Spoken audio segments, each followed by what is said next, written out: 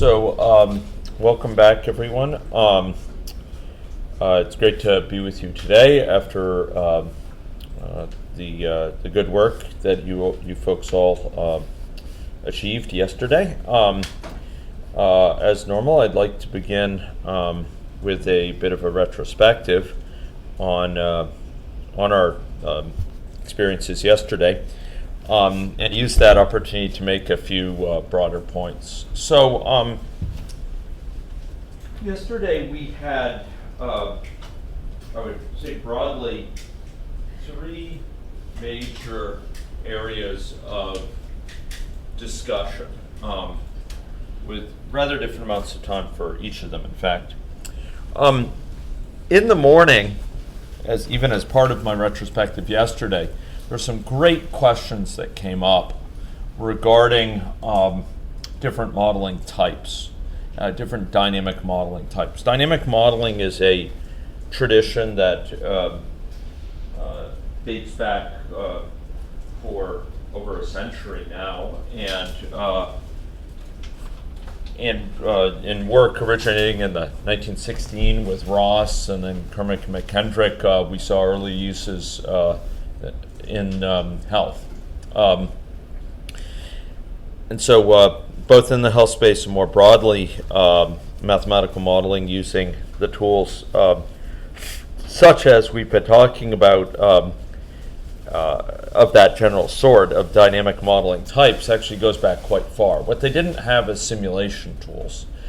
They had tools to describe a system, and they had tools to manually go through calculations that might help understand how that model might progress over time as time passed.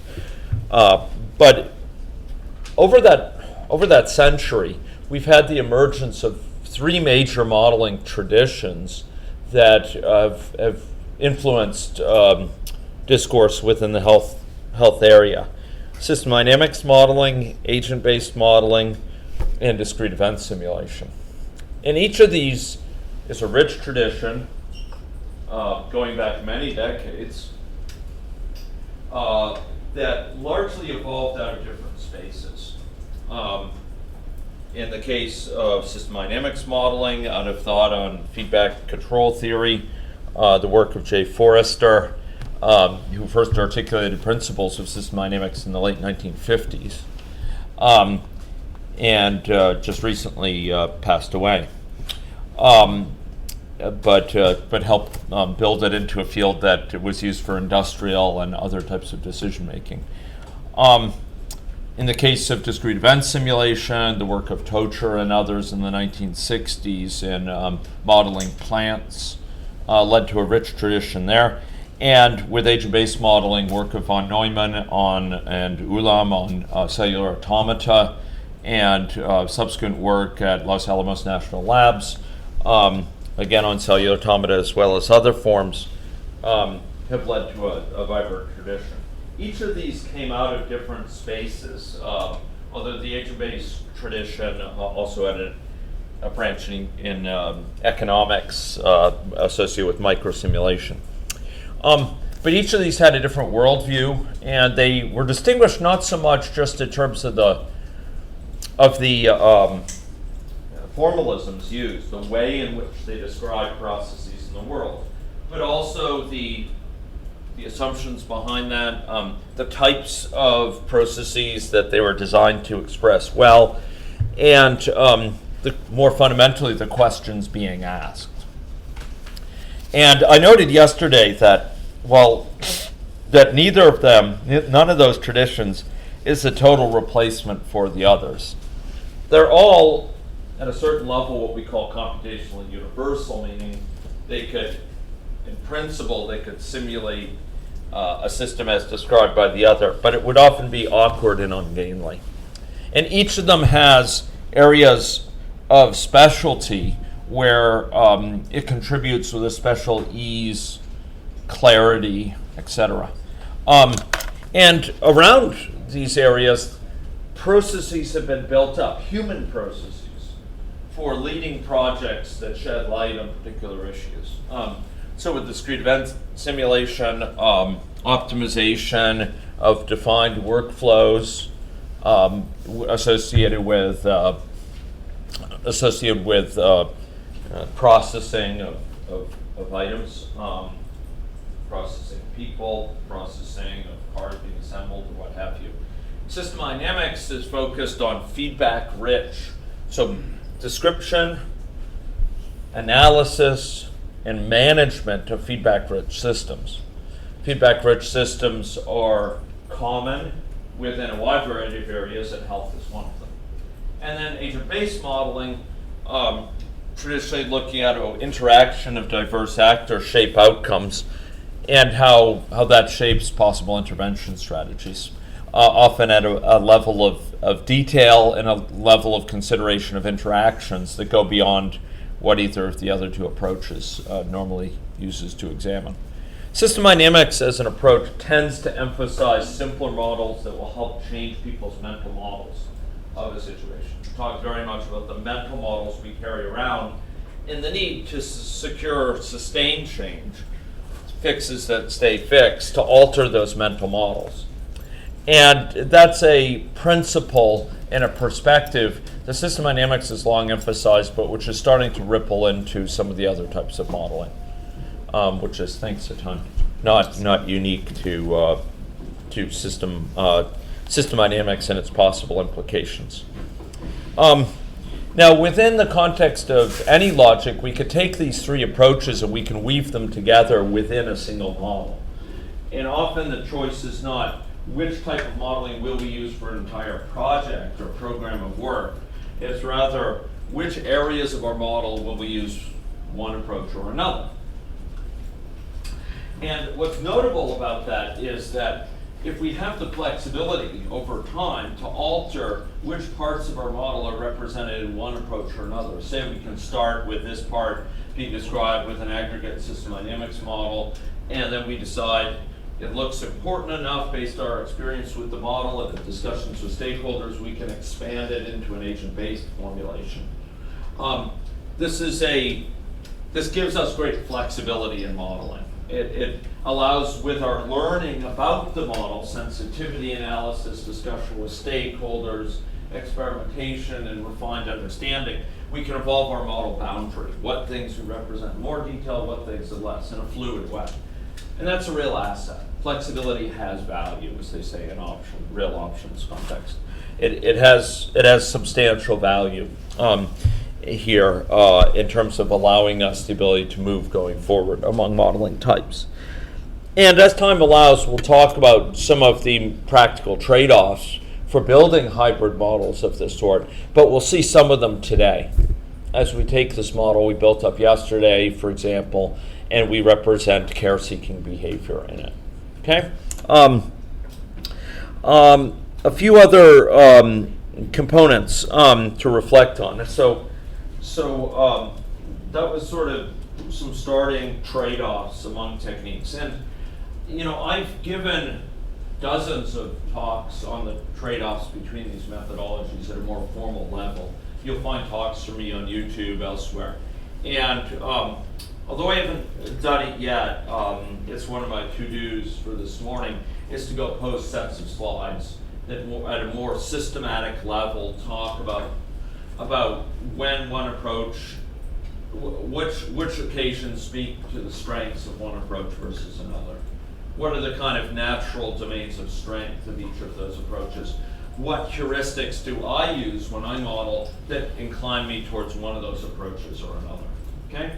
So I'll be posting that this morning, and I'd be glad to engage in further discussion. So that was a topic of significance, ladies and gentlemen, a topic of depth, in fact, that we only had time to cover at a high level.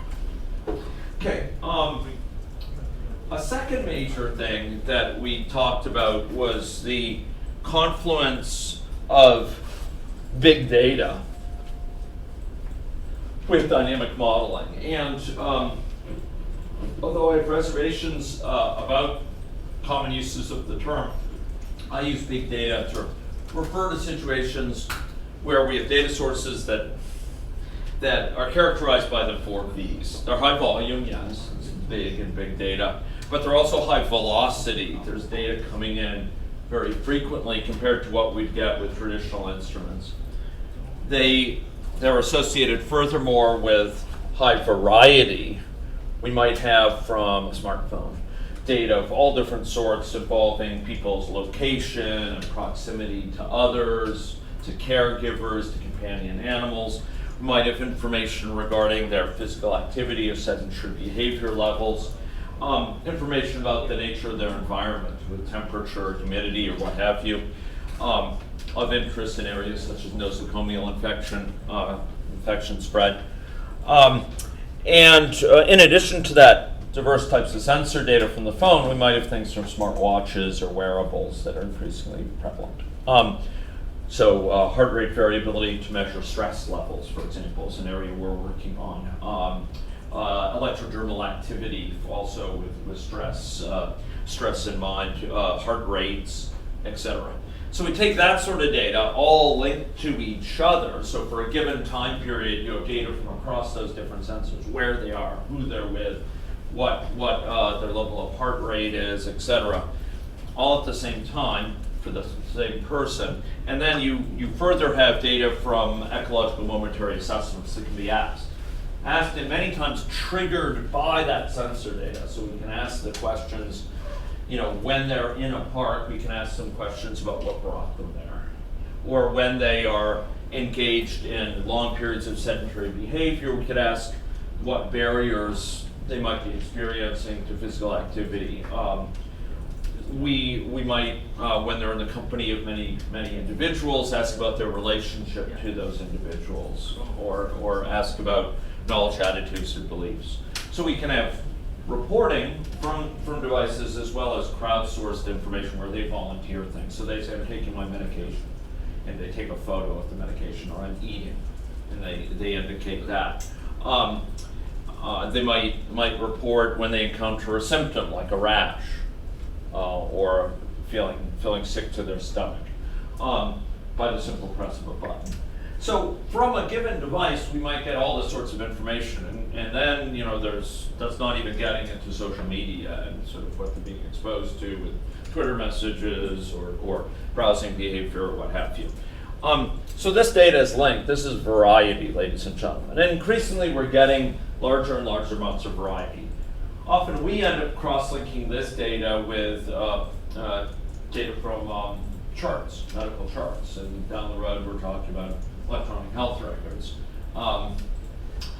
And these give a sort of multidimensional picture of what's going on. Beyond that, we have, as the fourth V, veracity, in the sense that we have individual measurements, which are physical measures that are often better self-reports. Photos of food versus recollection 30 days later. We have measurements of their location with GPS or Wi-Fi, triangulation, lateration rather, that pins down people's location in a way that's more complete and more accurate than what they can self-report.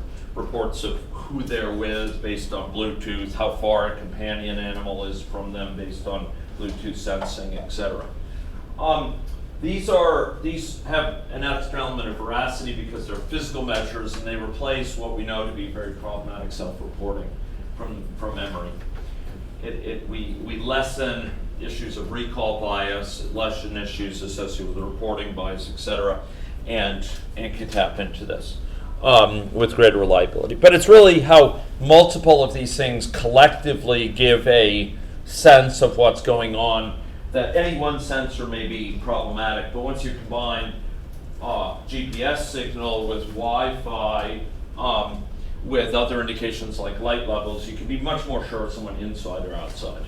It's not just one sensor you use, it's a so-called fusion of multiple sensors. And we have machine learning algorithms that do that to recognize things like whether someone's smoking right now with quite some high degree of precision.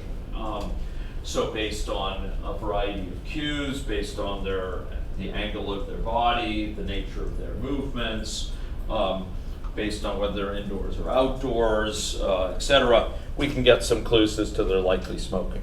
And often we don't have to be perfect in this. We can pop a question and ask for confirmation at the time. as to whether they are smoking or what have you.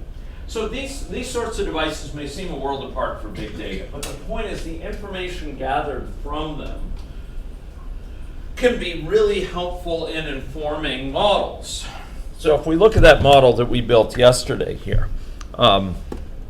if we go and we look at this model, which I did post, and we look at something like this, the types of data we might get from a system like that can be quite useful for understanding aspects of what I call microbehavior. And this model is a little bit more aggregate in terms of behavior, but particularly with respect to the cessation and relapse episodes. We know from standardized survey instruments that I've worked with, in the States, these might be the National Health Interview Survey data, the National Health and Nutrition Examination Survey, the behavioral risk factor surveillance system, and others, that cessation and relapse data in standardized instruments that have large-scale applicability is pretty limited to understand how many times in the nature of their struggles in falling back. We can do very controlled studies with limited populations, but often with a lot of burden to the participants.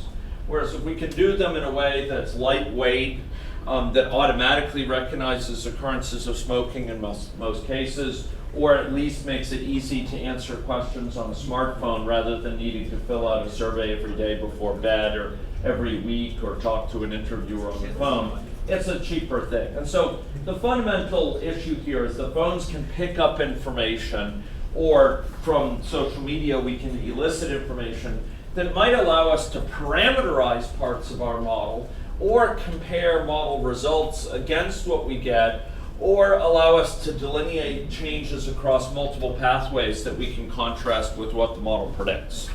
And so this sorts of big data can fill in the gaps, can help us build more robust models, can help us more quickly falsify those models or more quickly use them as a route to learning, and help us more quickly advance interventions that may not have yielded their ultimate goals in that instance, but because we can learn so effectively from what did happen across multiple pathways, we can more quickly iterate to much more effective interventions. That's the goal here in my mind in the health space. That's one of the big goals. Yes, health research, but also advanced implementation science and the ability to craft more effective interventions.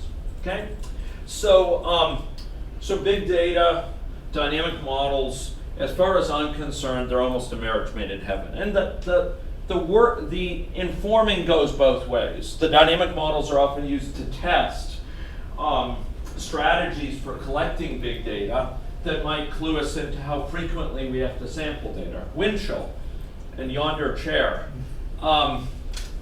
is one of the most knowledgeable people in the world, actually, in terms of implications of using simulation to inform design of big data collection. He's engaged right now in the latter parts of a study that examines, for example, how frequently do you need to sample contact patterns in the context of different communicable diseases. Think Norwalk virus, H1N1, TB at the far extreme with long latent periods, measles.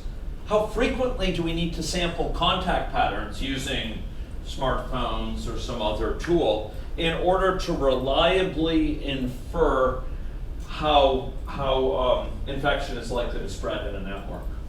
And what his work has shown, and is showing as he's been taking it out, is that there's big differences for different infections, how frequently you have to sample.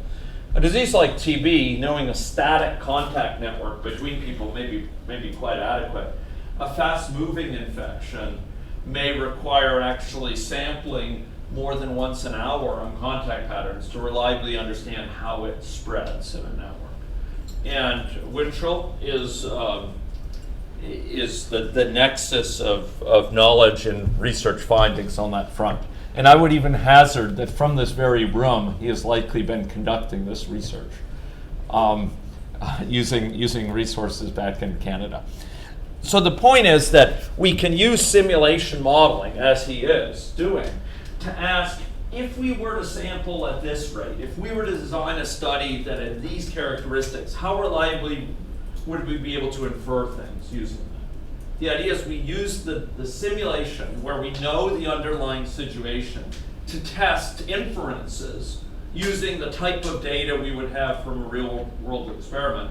And we use that to ask, okay, is this study design? Is this statistical strategy? Is this frequency of data collection going to be up to the task of giving us the reliable understanding we're seeking?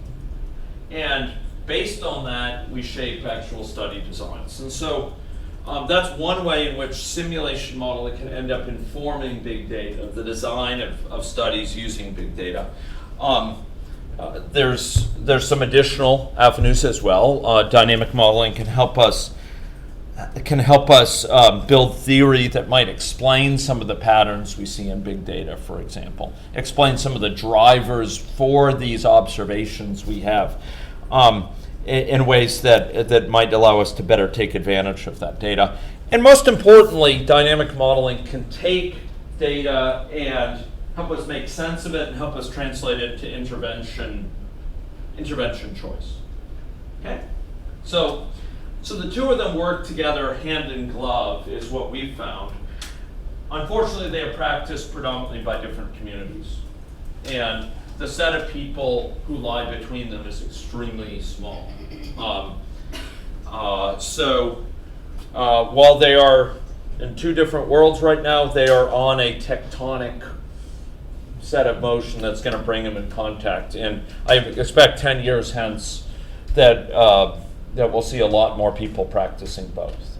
There's a handful of researchers who are in that sphere right now, probably fewer than 25 worldwide. And two of them are in the room. Okay, so ladies and gentlemen, that was the second major topic, big data and dynamic modeling. Big data is evolving very quickly as a field. It has different sub-areas, but big picture, it works together with dynamic modeling, not as an alternative, not in tension with it. A third major thing that we did yesterday is we actually really advanced a model that we had started. This model that's up on the screen. This is a model that we successfully elaborated in the course of yesterday's work, in which today, based on student feedback, I'm going to further elaborate with some additional features. I want to highlight a few things here. It's worth sort of stepping back and having a retrospective on this.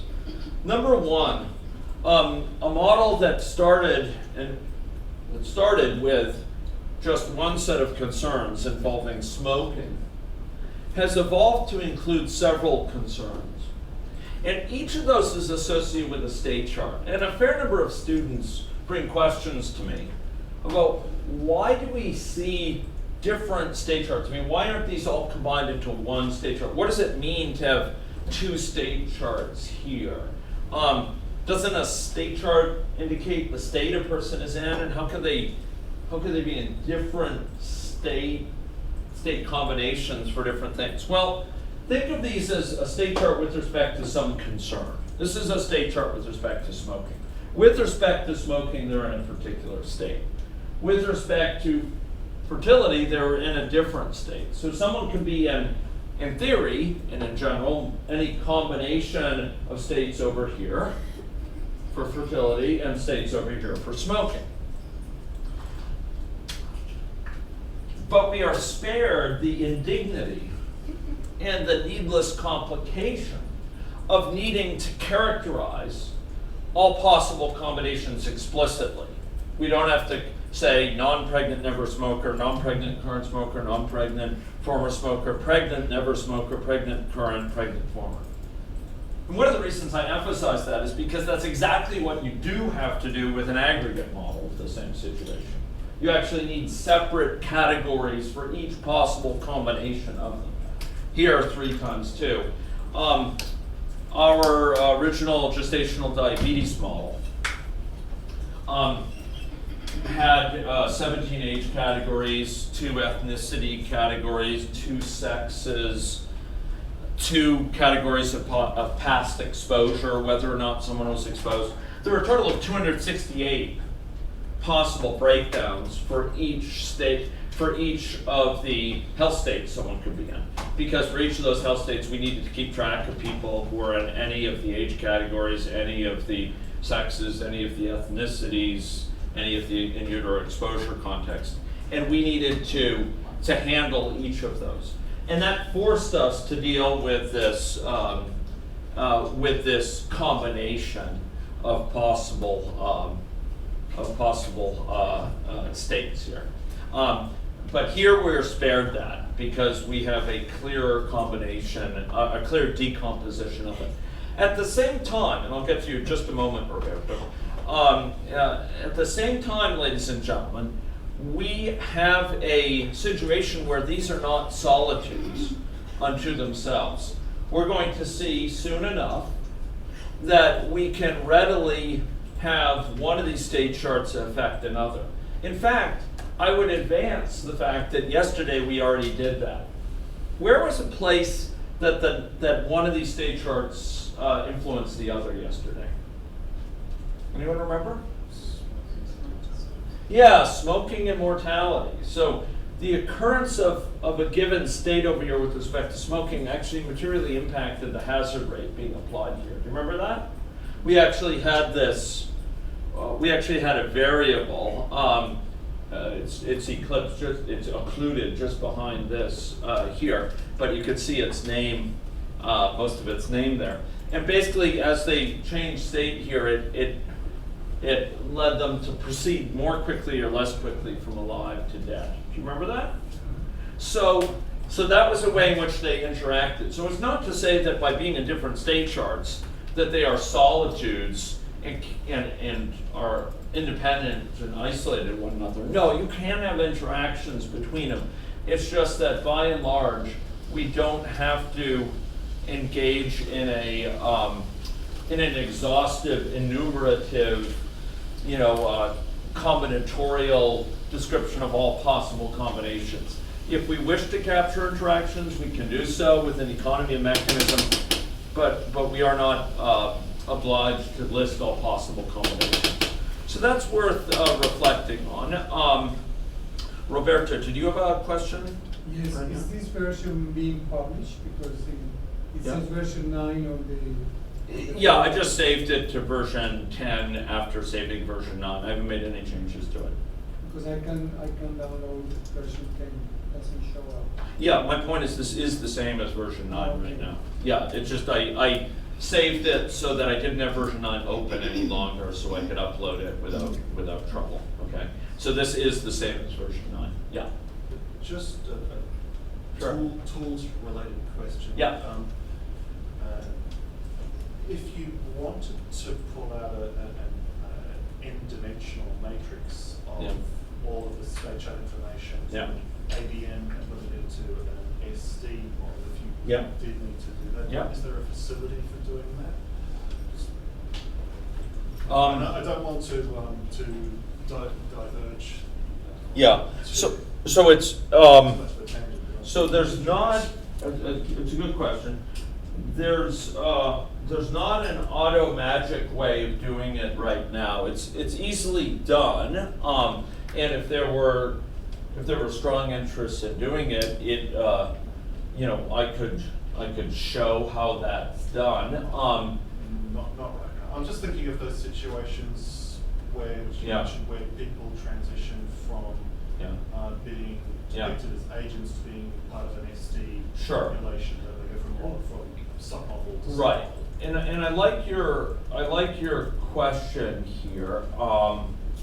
So it would be readily done, and there are times where it is convenient to actually do something a little bit like this. So November of 2015, I enjoyed the pleasant environs of Melbourne. and engaged in extensive perambulation around that city outside. But I also, beyond that, I also built a model with individuals which actually did something a little bit like that, in the sense that it was actually associating health and quality of life states with possible combinations of states. So you'd have health and quality of life maintained for the same individual based jointly on their diabetes status and weight status.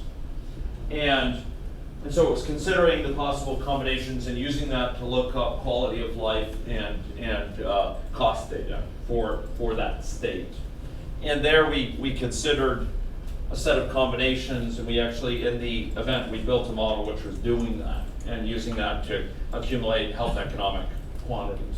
And if there were an interest in this room, we could do that. It's not very hard, and it yields interesting results. Otherwise, my thought is I would show a model that does that, and I'll see if I can do that later. But there isn't a built-in ability to do it now. But your question points to an underlying issue of significance, and it's a point that actually I've seen little explored outside the musings of Jeff and I, and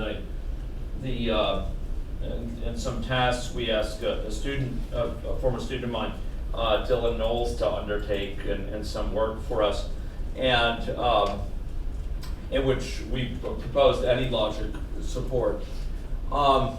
So the issue is that an agent-based model, when we run it, an agent-based model, ladies and gentlemen, is articulated at an individual level, almost by definition, okay? But when we run it, let's take this model and let's let her rip.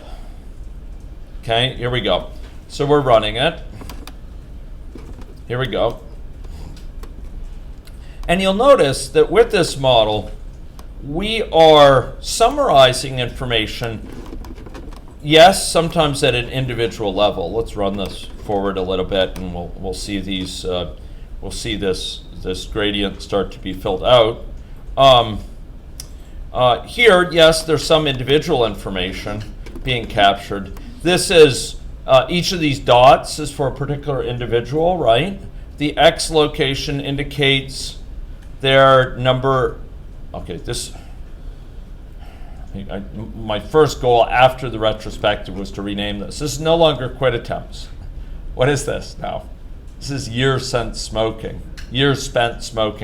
And the Y is agent death. So each of those dots is for a person, right?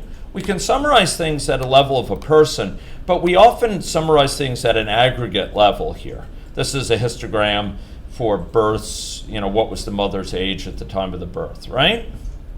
Ladies and gentlemen, the point here is that an agent-based model is articulated at the level of individuals, but it can be summarized at different levels. And one of the fruitful ways of summarizing a model like this is, in fact, to summarize it using stocks and flows. Let me see if I can give a concrete sense here of what I mean. You could imagine going to the level of a person where we have these changes among states, and we could imagine creating an aggregate stock and flow model that consists of a stock for never smokers, current smokers, and former smokers. And it has a flow from never smoker to current smoker, and from current smoker to former smoker and back. And in my youth, I built said model. But that sort of model could be used to summarize the state of an agent-based model. And we could label each stock with the number of people, number of agents who are currently happen to be in that state.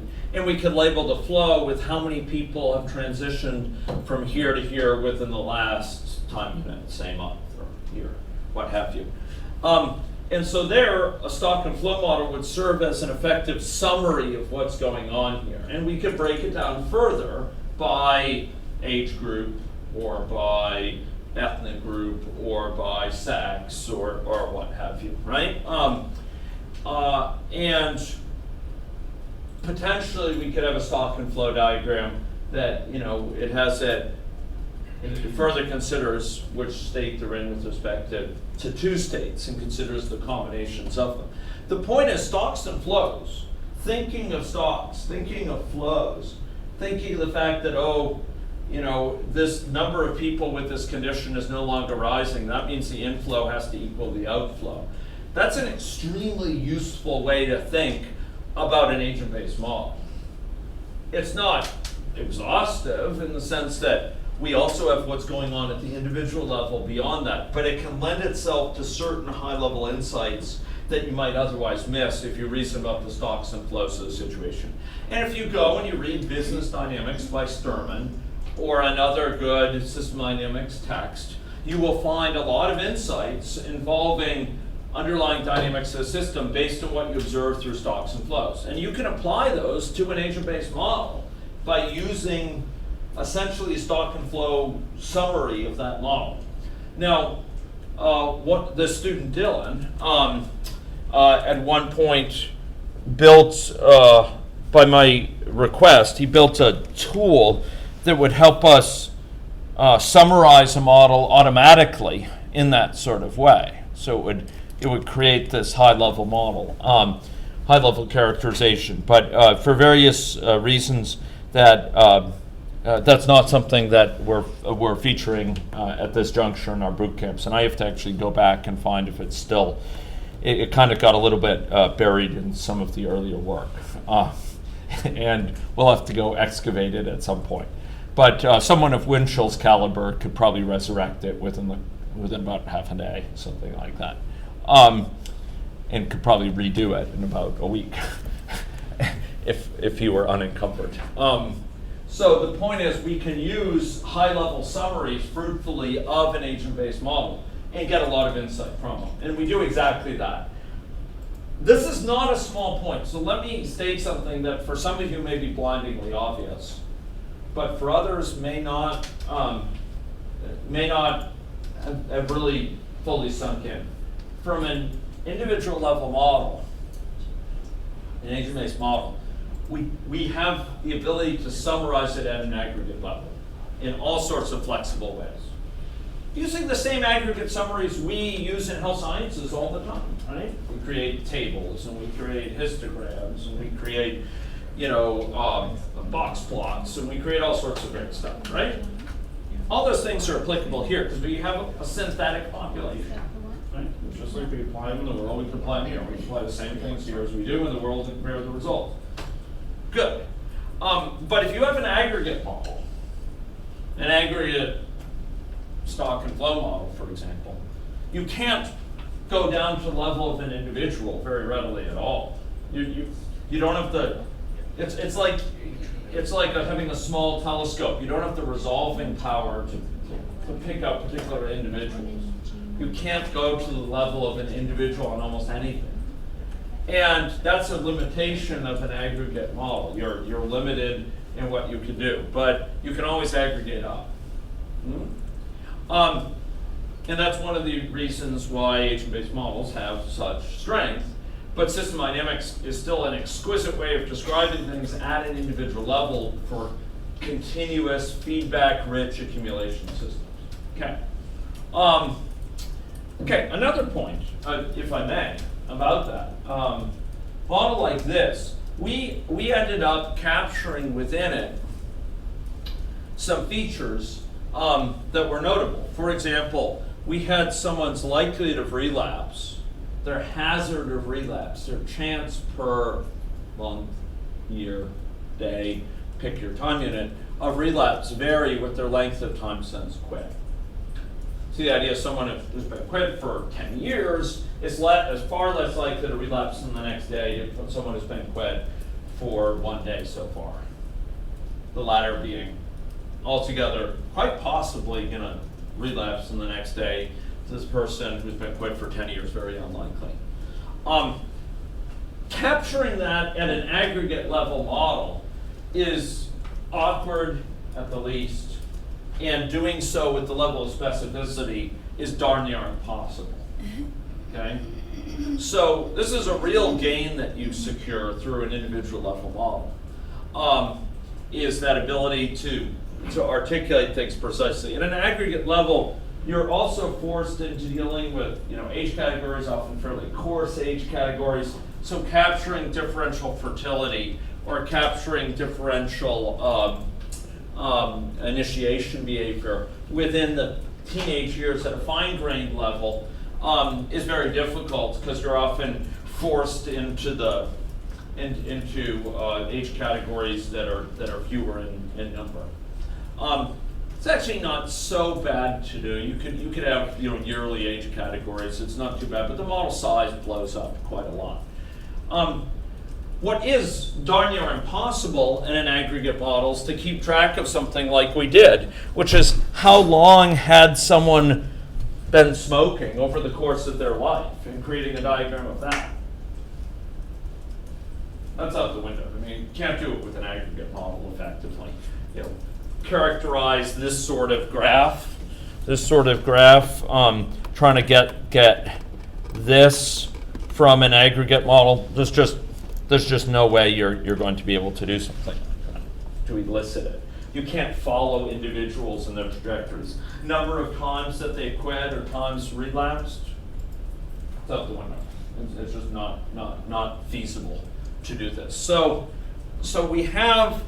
we enjoy, through agent-based modeling, recourse to a much finer level of description that lends itself to much finer analytics and metrics and sort of measures of what's going on in that population.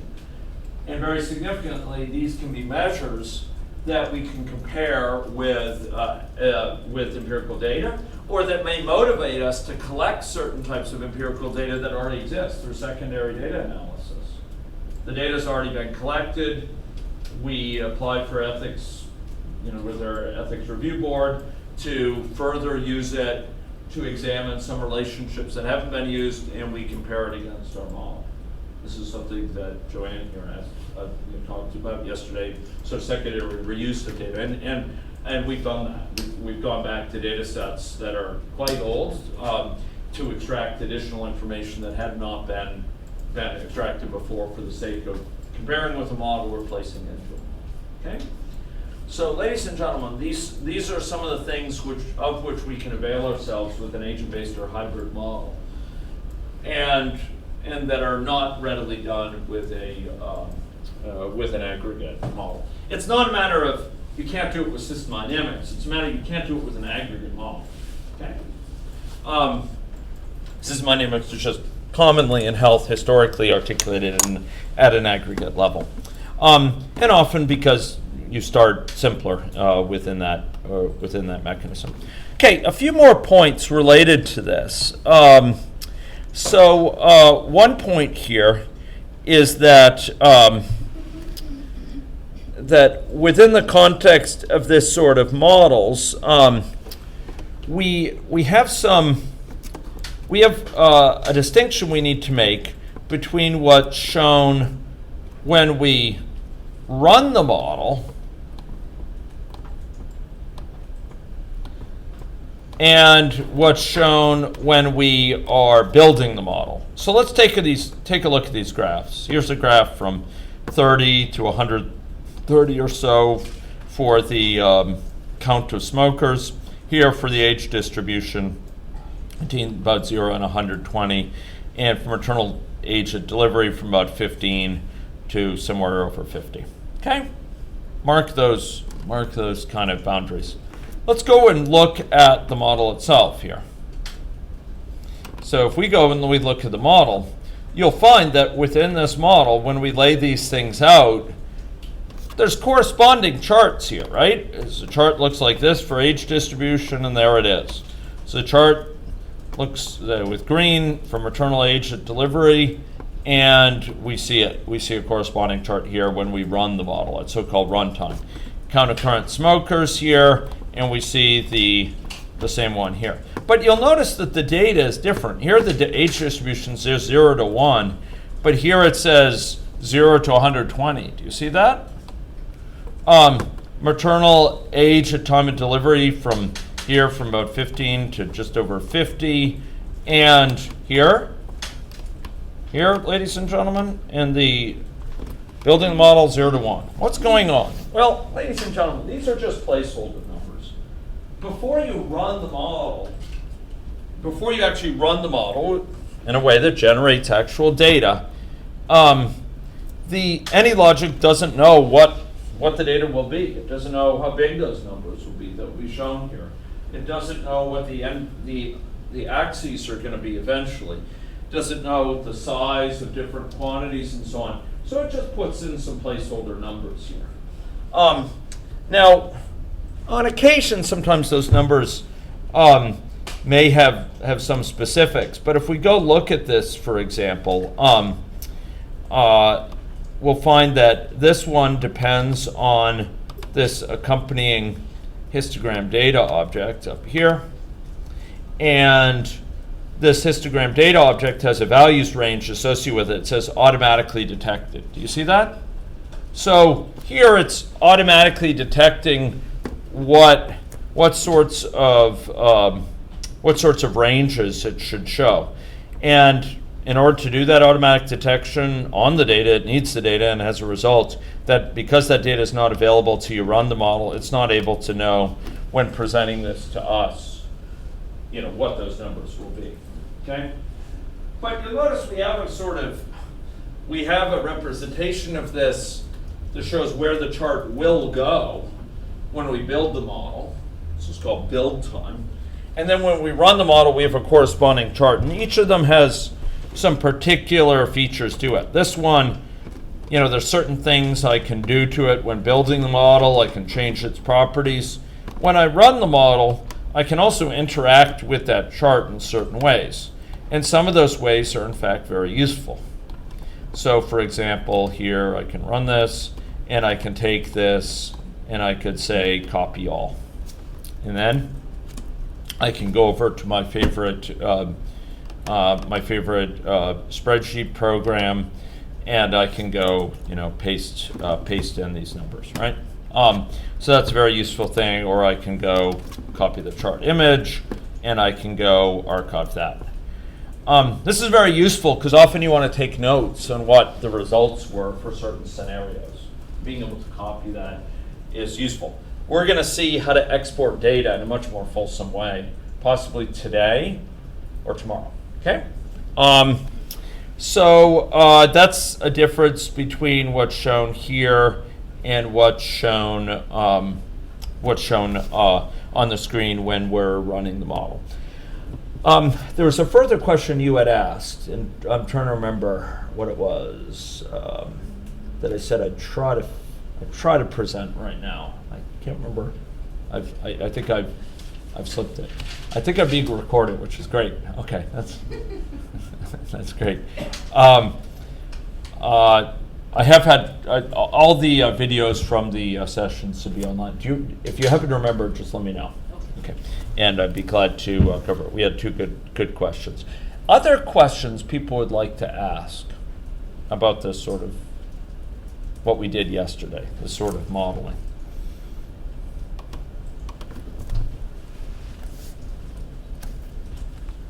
For a given person here, given agent, when we have a state chart, well, in general, whenever you have a state chart in the population, it highlights what state it's currently in with red, and it shows which transition it tries to infer will be next, using this south loop, or using blue to indicate that.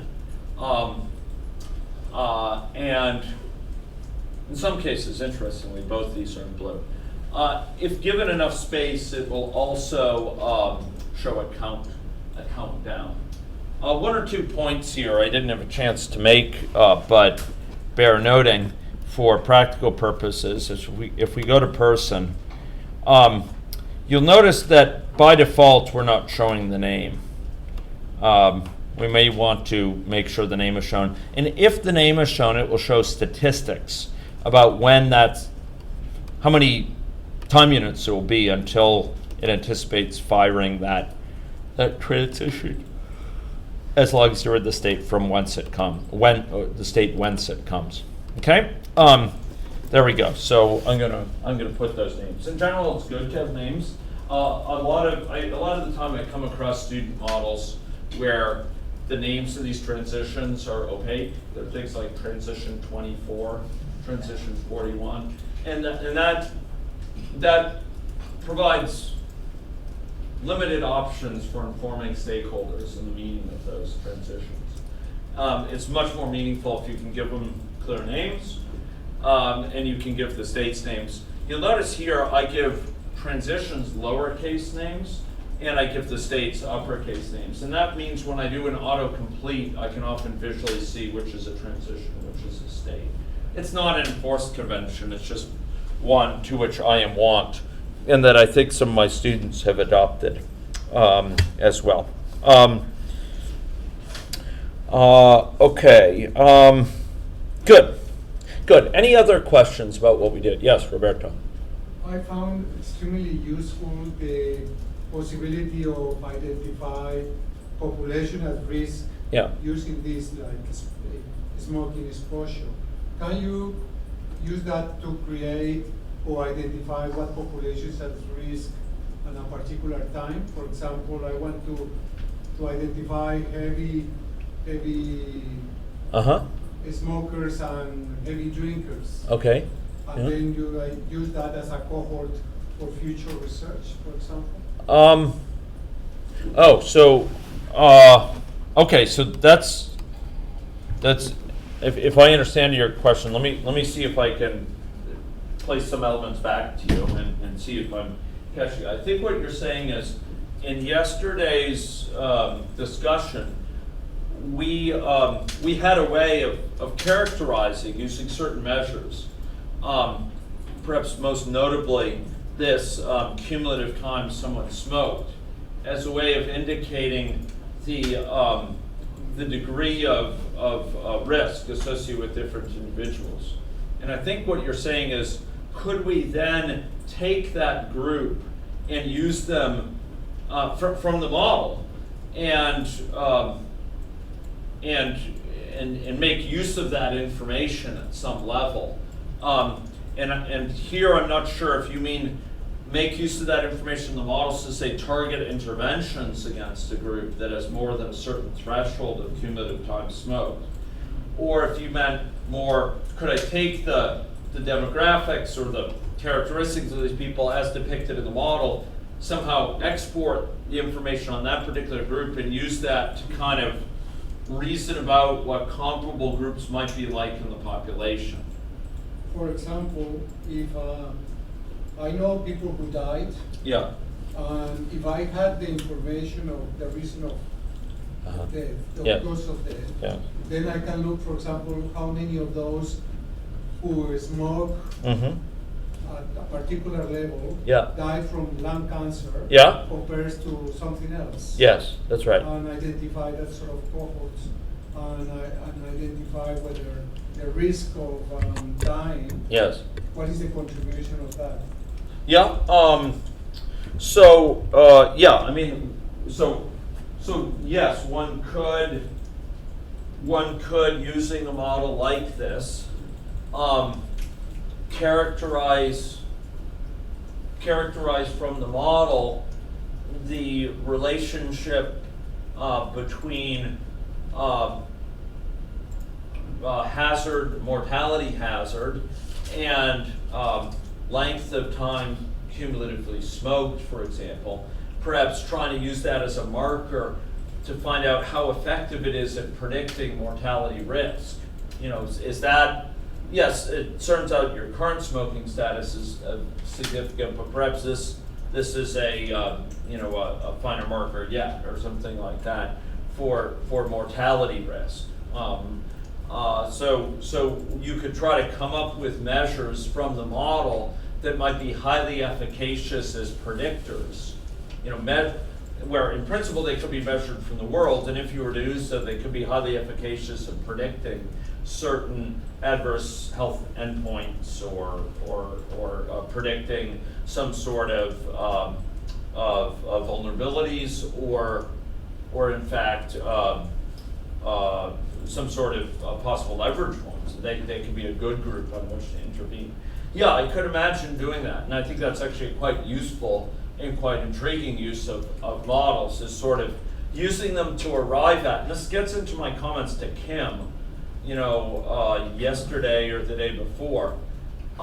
We can use models to sometimes figure out if data is not being collected now, or if some data, but it's not the full extent we'd like, we can use a model to refine our priorities about what data would be most useful to collect. And you might be able to find, just a few measures that are highly indicative based on a model of risk from experimenting with this model. And even putting aside whether the model is, how fully realistic it is in depicting the situation in the world, which might be underknown, it might give us a leg up in really finding effective measures, effective instrumental variables or effective risk scores, propensity scores or what have you for certain outcomes. We might use a model to do that. And I think that's an intriguing use of models which has been underappreciated. We've in fact done some work related to this.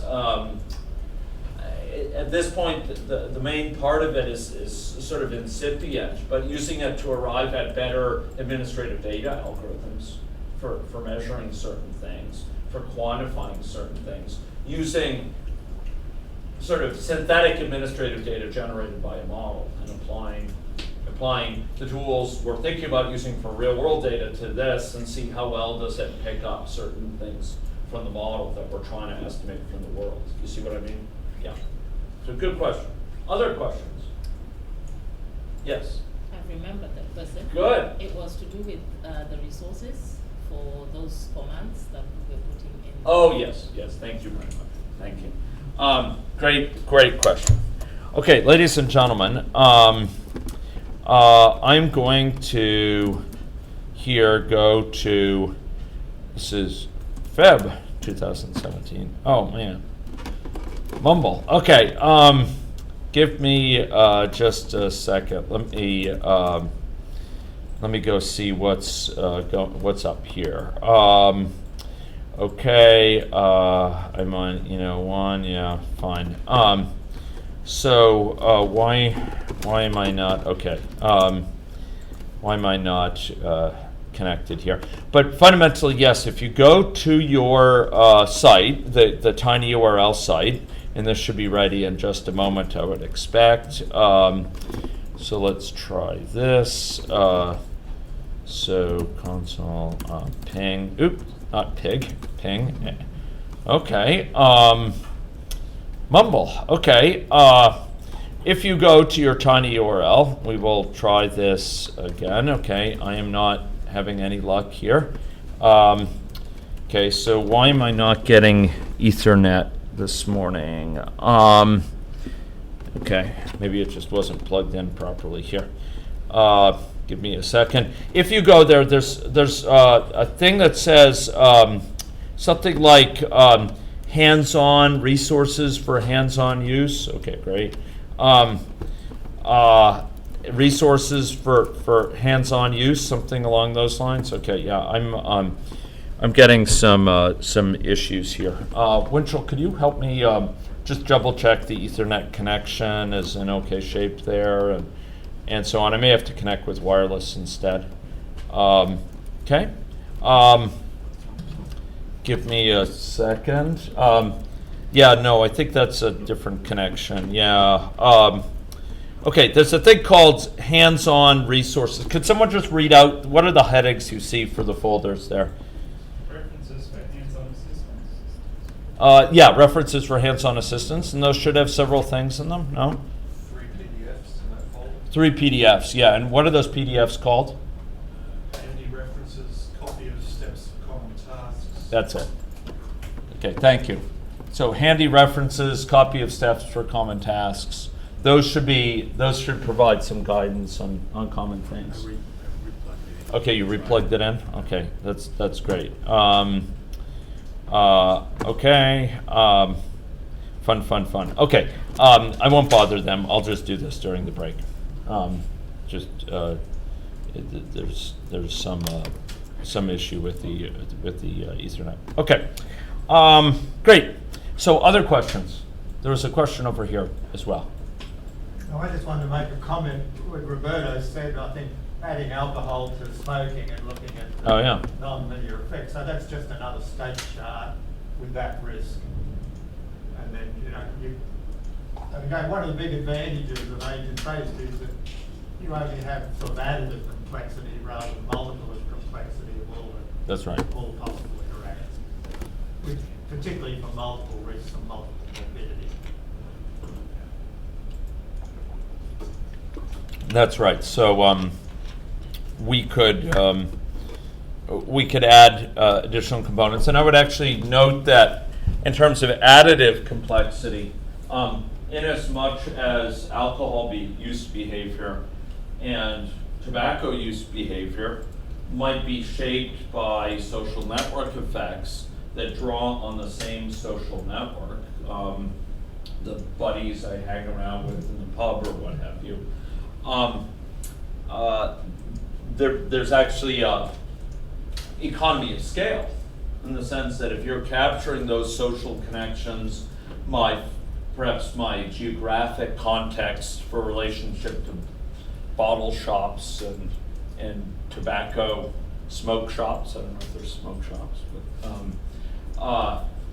there might be a certain economy of scale where, look, if you're already capturing for tobacco, you can capture it for this additional factor quite readily. You can capture it for alcohol-related components, and certainly if you've got a model, let's say of STIs, of a sexually transmitted infection, say chlamydia, and you want to examine gonorrhea, also sexually transmitted, similar route of entry, similar clinics that you go to, et cetera. Adding that in as an additional condition is actually very, very simple.